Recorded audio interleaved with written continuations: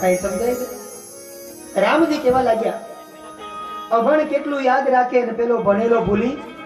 ઘણા ભણેલા એટલા બધા વધુ ભણી ગયા હોય ને ઘણા, એટલે પછી એમ પૂછે કે 12 વાગ્યાની ટ્રેન કેટલા વાગે આવે? અરે દેવતા, 12 વાગ્યાની 12 વાગે જ આવે. સમજાય છે? 12 વાગ્યાની ટ્રેન કેટલા વાગે આવે એને હું તમે કહો. પછી ઘણા લોકો વધારે ભણી ગયા હોય એટલે એમ પૂછે ગીતાનો શ્લોક શેમાં મળે? અરે મારા વાલા, ગીતાનો ગીતામાં જ મળે, પણ તું કોક દી પાનું ખોલ તો ને, આનું નામ ત્યારે ખબર પડી જાય કે આ બધા ભણેલા.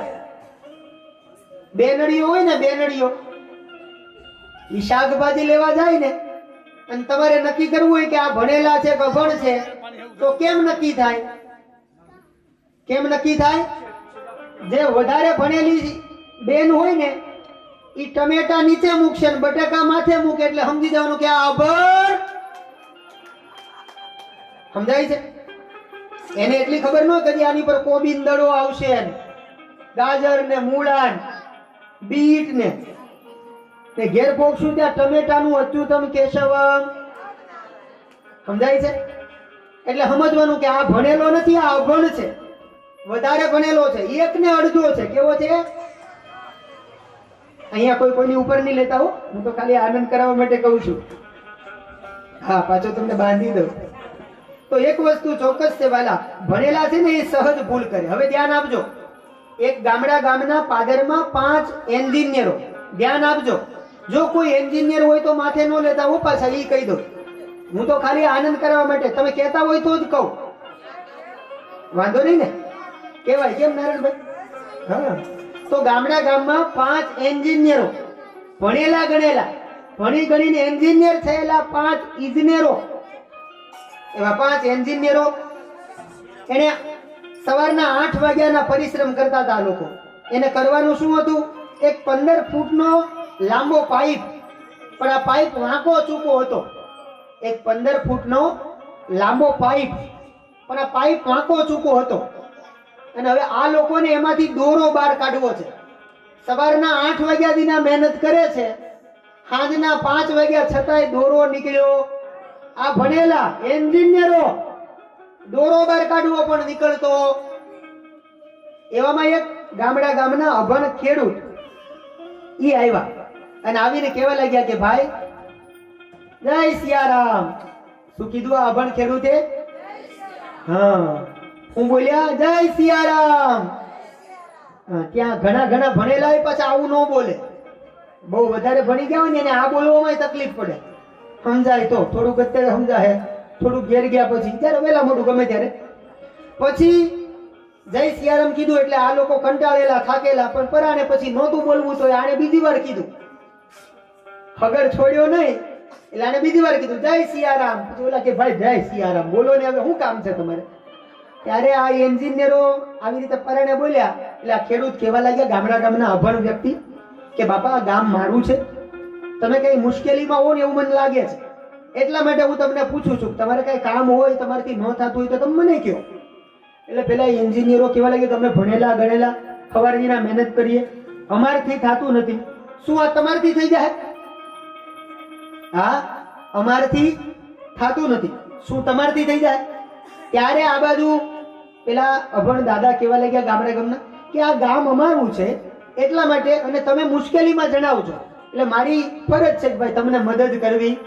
ત્યારે 5માં એકાદો તો પછી સજ્જન હોય ને, એટલે એક વ્યક્તિએ કીધું કે ભાઈ આપો ની, એમ આપણને વાંધો શું છે? આપણે નથી મહેનત કરતા, નથી નીકળતો દોરો, તો આ બાપાને કહીએ એ કાઢ દે. એટલે દાદાને કીધું કે દાદા આ પાઇપ જોવો છો? કે હા, આ 15 ફૂટનો પાઇપ છે. બાપા કે મને ખબર છે, અમે આ રોજ આ જ કામ કરીએ. તો કે આની અંદરથી અમારે દોરો બહાર કાઢવો છે. બાપા કે નથી નીકળતો. આ લોકો કે હવાર દીના મહેનત કરીએ પણ નીકળતો. બાપા કે 1 મિનિટમાં કાઢ દો. ઓલા કે હવાર દીના મહેનત કરી, દેવતા તું મજાક કરે માં? અમે ભણેલા, હવાર દીના મહેનત કરી તોય દોરો નથી નીકળતો, તમે 1 મિનિટમાં કાઢ દો. ઈ મારો પ્રશ્ન છે, બોલો તમે કહેતા હોય કરી દો ને. હું તો આ હાલ્યો. બાપા તો હાલ્યા.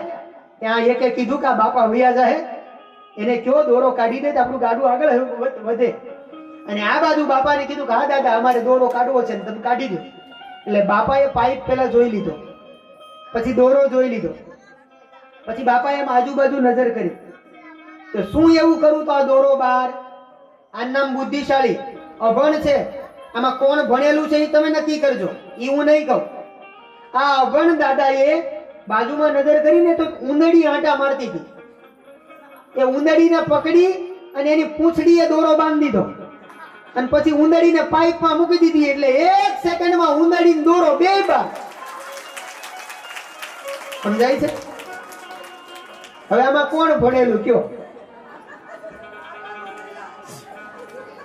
બરાબર બોલ્યો ને? એટલા માટે અહીંયા રામજી કહે છે કે અભણ કેવું યાદ રાખે, પેલો ભણેલ ભૂલી જાય, તમારા પગ ધોવા દ્યો રઘુરા. કેવટ કે છે અને આ બાજુ કેવટની આ દલીલ સાંભળી પણ બધાયને આ સમજાતું. ઘણા લોકો રામ નામ નો બોલે તો નો જ બોલે, છેક સુધી નો બોલે. પછી મેં આગળ કીધું તું ને તમને એમ કે છેલ્લે પછી આપણે બોલવું પડે ને. એના માટે કોને બોલવું પડે? આખી જિંદગી નો બોલ્યો હોય પણ છેલ્લે જેદી એની જાન નીકળે ને, જાન, હા એ તો જાન જ કહેવાય ને વાલી. આમે એનો જાન નીકળી જાય અને આમે એની જાન નીકળે, સમજાય તો. અને ત્યારે અમારા રામ ભક્ત દાદા કહે છે પુનિત મહારાજના પટ શિષ્ય, હજી એનું તો આપણે કઈ ખોલ્યું જ નથી. ખાલી પુનિત મહારાજ ઉપર જ આપણું ગાડું હાલે છે. પુનિત મહારાજે 4,500 ભજન લખ્યા અને રામ ભક્ત દાદાએ તો અસંખ્ય લખ્યા વાળા.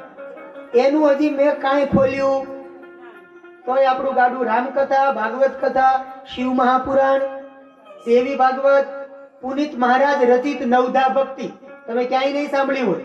તમારી તૈયારી થાય તો કેવડાવજો. સમજાય? નરસિંહ મહેતાનું ચરિત્ર 7 દિવસ ગાઈ શકાય. જલારામ બાપાનું ચરિત્ર કેટલા દિવસ ગાઈ શકાય? સંતોના ચરિત્ર પૂરા જ ન થાય પણ એક મર્યાદા માટે 7 દિવસ ગાઈ શકાય. અને આપણે આવતા વર્ષે સુખેશની અંદર જલારામ ચરિત્ર ગાવાનું છે. એકવાર જોરદાર તાળીઓથી વધાવો. પ્રેરણા થવી. અને હું તમને ત્યારે સુખેશ આવશો એટલે ખબર પડશે. એક એક વસ્તુ સાલ સાથે ગણાવીશ કે જલારામ બાપા કઈ સાલમાં આવેલા, ક્યારે ક્યાં ગયા, કઈ સાલમાં કઈ બાપાએ લીલા કરી, કોના રોગ મટાડ્યા, એ બધું ડિટેલમાં છે. પણ એના માટે શું કરવું પડે? અત્યારથી તૈયારી કરવી તો જલારામ ચરિત્ર સાંભળવામાં મજા. સમજાય છે? આપણે તો બધી સબ બંદર કે વેપારી એમ જ ને. શું કહેવાય? આપણે તો બધું કરીએ વાલા. કેમ કે જ્યારથી આની હારે લગ્ન કર્યા ત્યારથી બીજો કોઈ ધંધામાં ફાવટ જ નથી આવતી. બોલો, આ ફાવે છે એટલે આપણું ગાડું હાલે છે વાલા. સમજાય છે કઈ? તમે કોઈ પણ કથા કયો વાલા, અને ખાલી એક નહીં, 18 પુરાણ માંથી તમે કોઈ પણ પુરાણ કયો, આપણે એક કથા કરવા તૈયાર. કારણ કે અમે ભણ્યા છીએ વાલા. એટલા માટે તમને કહું છું. ખાલી ભાગવત, રામાયણ, શિવ પુરાણ આ તો પ્રચલિત છે. અમારે અમદાવાદમાં અમારા ત્યાંના મહિલા મંડળે કીધું કે બાપા અમારે તમારા મોઢે ગરુડ પુરાણ સાંભળવું છે.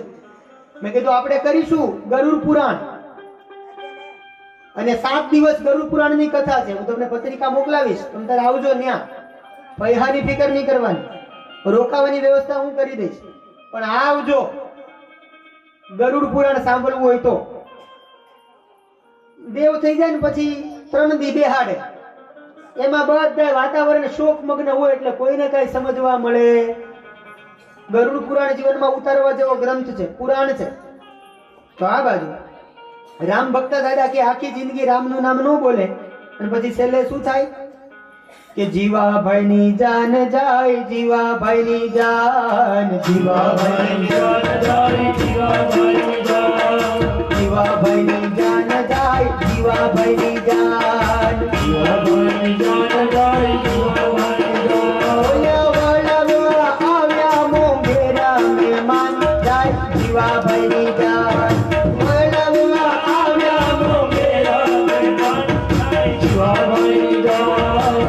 જીવાભાઈની જાન જાય, જીવાભાઈની જાન, જીવાભાઈની જાન જાય, જીવાભાઈની જાન. હેલો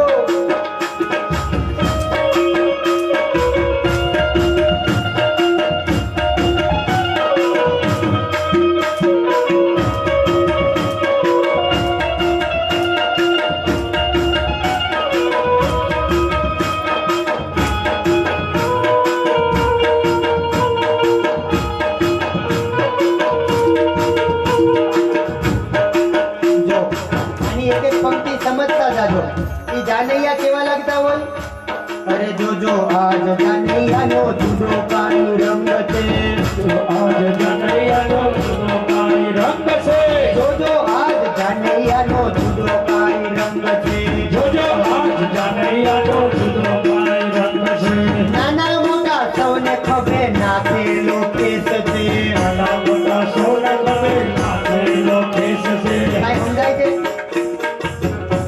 અરે નાના મોટા સૌને ખભે નાખેલો કેસ છે નાના મોટા સૌને ખભે નાખેલો કેસ છે ટોપી નથી પાગ નથી માથા વેરાન એ જાય જીવાભાઈની જાન ટોપી નથી કાંઈ નથી માથા વેરાન જાય જીવાભાઈની જાન એ જીવાભાઈની જાન જાય જીવાભાઈની જાન જીવાભાઈની જાન જાય જીવાભાઈની જાન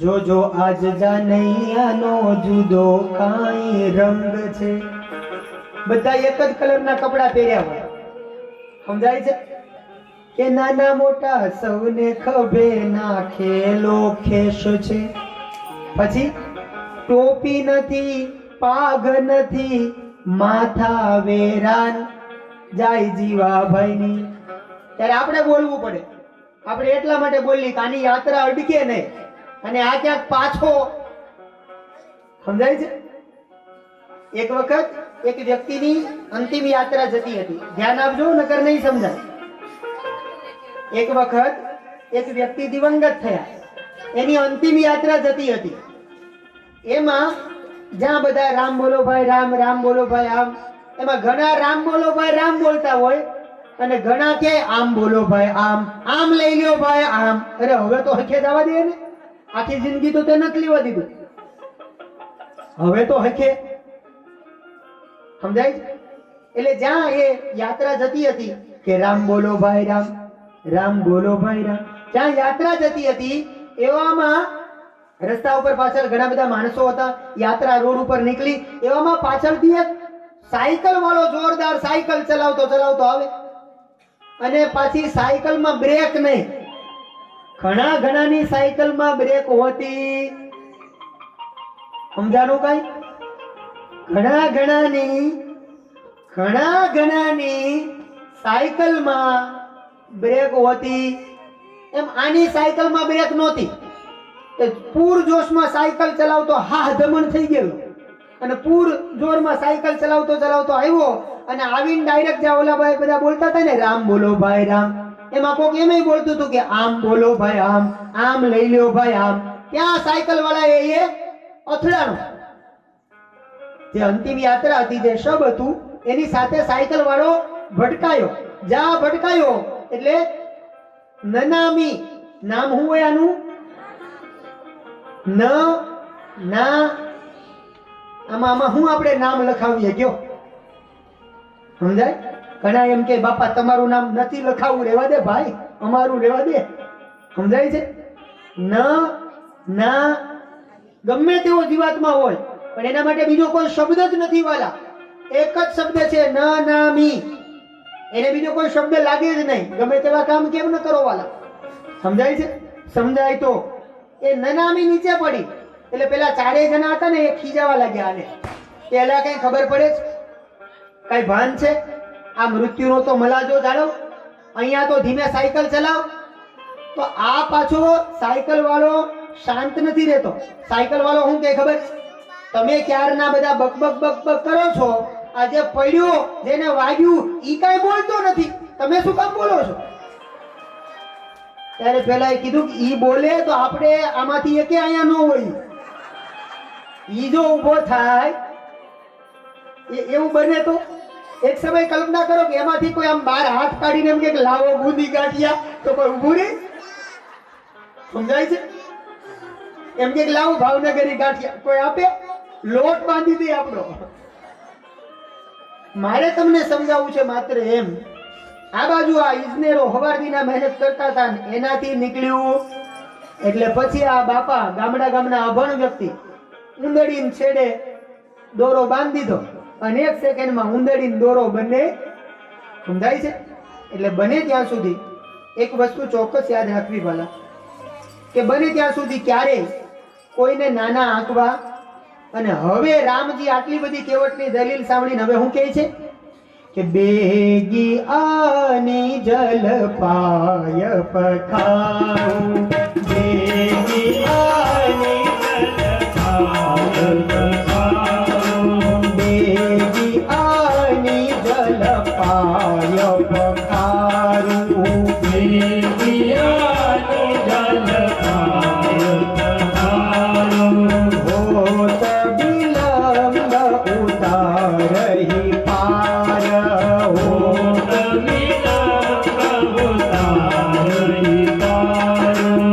જ્યાં પ્રભુએ કેવટને કીધું કેવટ જા, બેગી આની જલ પાય પખારું, જા તને મંજૂરી, મારા ચરણ તું ધોઈ શકે છે, મારા તરફથી મંજૂરી.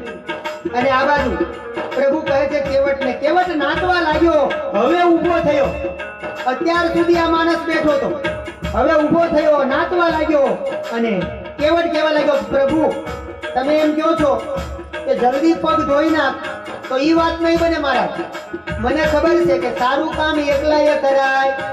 તમે થોડી વાર અહીંયા ઉભા રહ્યો તો હું મારી પત્નીને લઈ આવું ઘરેથી. સારું કામ એકલાએ કરાય, કઈ સમજાય છે? એકલા કથામાં જવાય, પાછળની સીટ ખાલી રખાય. મતલબ અમદાવાદ આવશો ને, પાછળની સીટ કે બાજુવાળી સીટ ખાલી રખાય. સમજાય છે? તો અહીંયા કેવટ કેવા લાગ્યો કે ઉભા રહું મારા પત્ની. લક્ષ્મણજી કેવા લાગ્યા કે હવે આ એની પત્ની જ લેવા જાય, ત્યાં સુધી આપણે ઊભું રહેવાનું. રામ કેવા લાગ્યા કે તું શાંતિ રાખ ભાઈ, હવે બધું એની રીતે કરશે ને એને કરવા દે. અને આ બાજુ કેવટ દોડ્યો છે. પત્નીને કેવા લાગ્યા કે ચાલો દેવી ચાલો, આજ આખા જગતના બાપ, જગતના જગતપતિ આપણે આમને સામે સારીને આવ્યા છે. આપણે આજ સનાથમાંથી મહાનાથ બન્યા છીએ. આપણે આજ પરબ્રહ્મના પગ જોવાનો અવસર આપણે આમને આવ્યો છે. એટલે એની પત્ની કહેવા લાગી કે આપણે ગરીબ છીએ, આપણા ઘરમાં સોનાની થાળી, ચાંદીની થાળી એવું કઈ નથી, નકર તો આપણે લઈ લે. અને એમાં ભગવાનના પગ ધોત. ત્યારે આજ ગામડા ગામનો અભણ માણસ બોલે છે કે દેવી સોના અને ચાંદીને મૂકો પડતું, આપણે પગ શેમાં ધોવાના છે? મારી પાસે એક લાકડાની કાથરોટ, સમજાય છે ને? કાથરોટ, મારી પાસે એક લાકડાની કાથરોટ છે, આપણે એ કાથરોટમાં પગ ધોઈશું. બોલે કેમ? એમાં પગ ધોઈશું, પછી એ કાથરોટ હું તને રસોઈ બનાવવા માટે આપીશ, તું એમાં રોટલો કે રોટલી બનાવીશ, તો એ રોટલો ને રોટલી આપણને આખી જન્મારો આપણો સફળ કરી દેશે.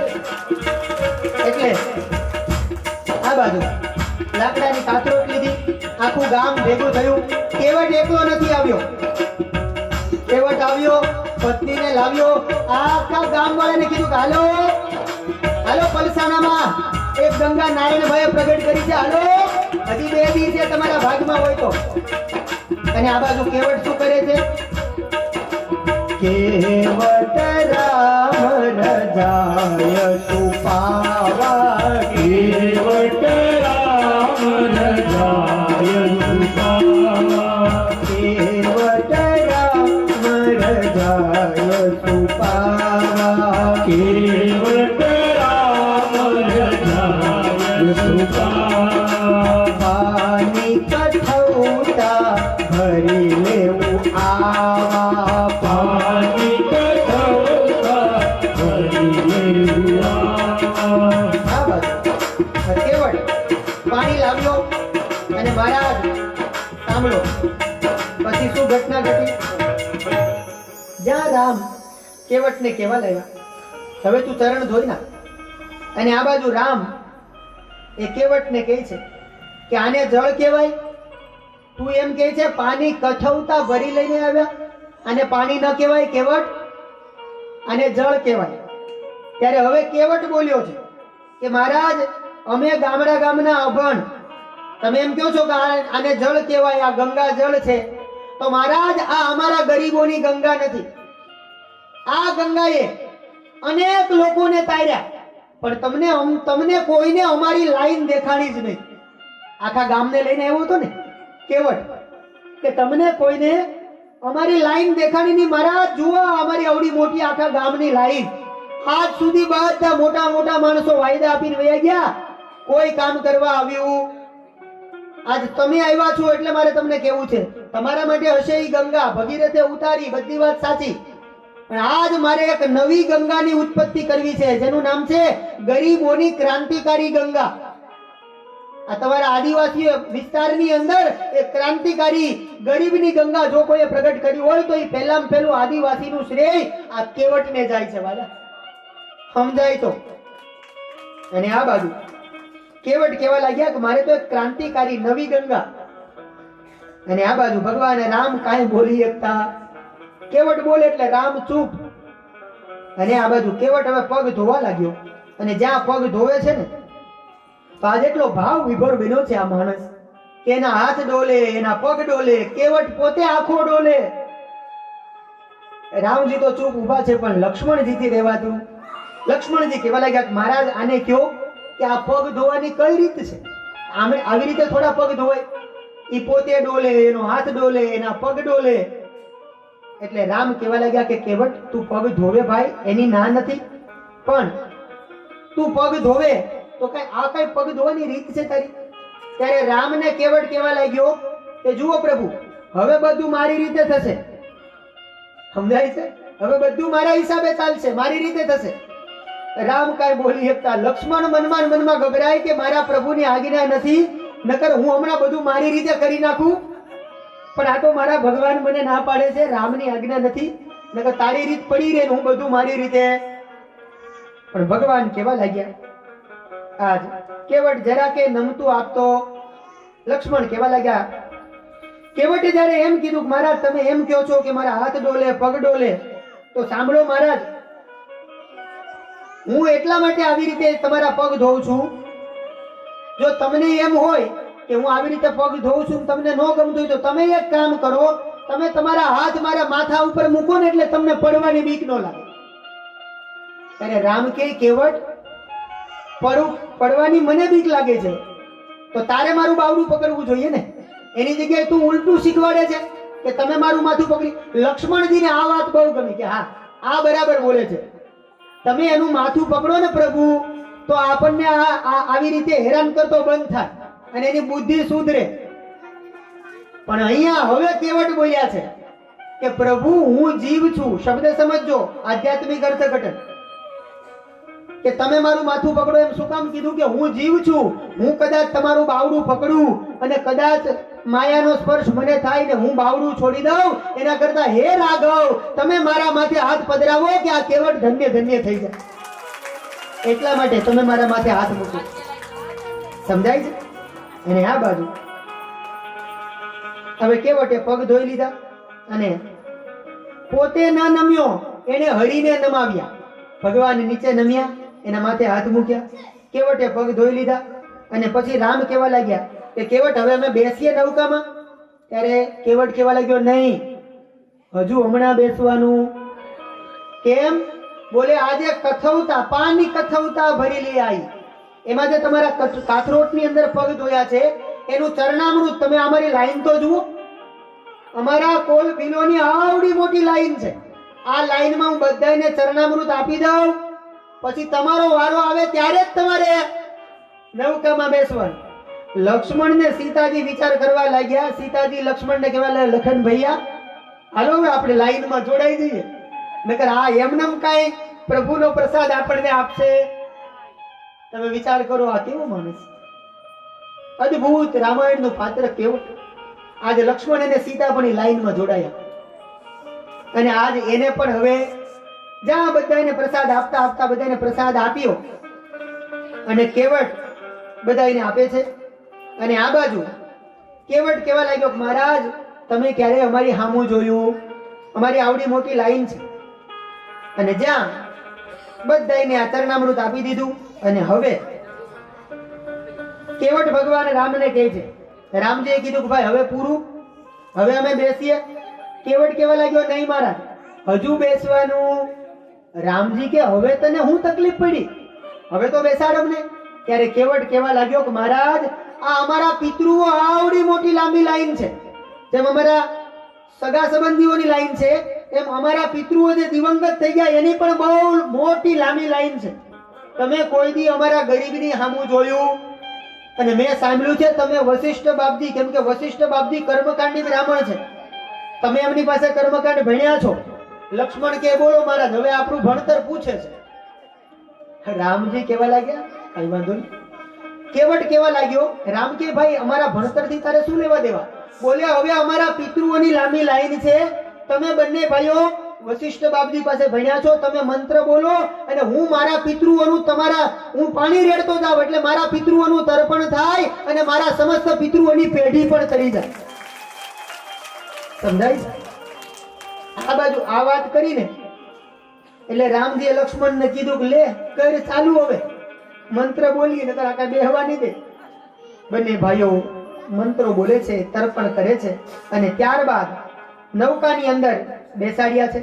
ધીમે ધીમે ધીમે નૌકા હવે ગંગાના કિનારે આગળ વધી છે અને જ્યાં કિનારો આવે ને, સામો કિનારો, ત્યાં કેવટ પાછો ઘુમાવીને પાછો આ કિનારે લઈ આવે. ઉતારતો આ કિનારેથી બેસાડે, સામો કિનારો આવે એટલે ઉતારી દેવા જોઈએ ને, તો કેવટ પાછો ઉતારતો નથી અને પાછો આ બાજુ આમ 3-4 વાર આમ ઘુમરા મરાવ્યા કેવટે.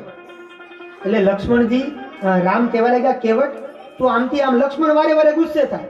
લક્ષ્મણજી કહેવા લાગ્યા કે મહારાજ આને કયો આપણે ફરવા નથી આવ્યા, અમારે સામે કિનારે જવું છે. તો કેવટ શું કે ખબર રામજીને? તમને કઈ માતાએ 14 વર્ષનો વનવાસ આપ્યો, કદાચ અઠવાડિયું 10 દી અહીંયા થઈ જાય, તમારું જાય હું, તમારે ઉતરાયમાં કઈ દેવું નથી. લક્ષ્મણ કહે તું ઉતરાયની વાત કરમાં, તારા બાપ દાદાનું તર્પણ અમારી પાસે કરાવ્યું છે, હવે તારે ઉતરાયમાં શું જોવે? સમજાય છે? તો આ બાજુ કેવટ કે નૌકા મારીને ઉતરાયમાં કઈ દેવું નહીં ને, એટલે વારે વારે લક્ષ્મણ ખીજાય છે. અને આ બાજુ રામજીએ કીધું કેવટ તારી વાત સાચી ભાઈ, તારો ભાવ હું સમજુ છું, પણ અમે નૌકાના આદતી નથી. છેલ્લો અર્થ મગજમાં ઉતારજો.